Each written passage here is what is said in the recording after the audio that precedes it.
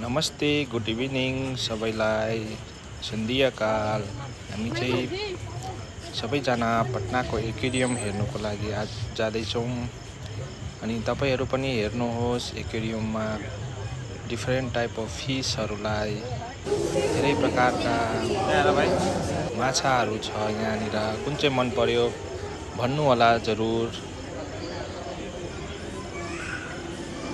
तपाईहरू यहाँ हेर्दै जानुहोस्, कस्तो कस्तो धेरै प्रकारका माछाहरू यहाँनिर एक्वेरियममा परेको छ।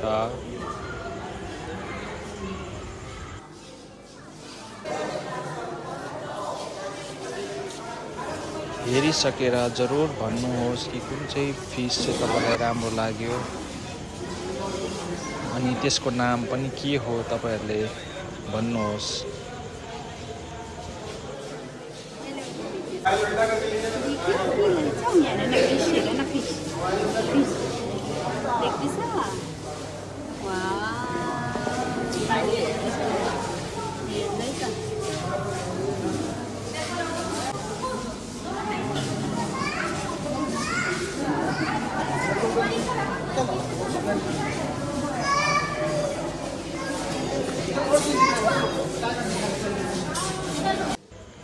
यो फिस चाहिँ मलाई पनि एकदमै मन पर्यो, अनि डेन्जरस पनि। यसो हेर्दाखेरि एकदम डरलाग्दो देख्ने। तपाईहरूलाई कस्तो लाग्यो हल्का भनिदिनुहोस् होला।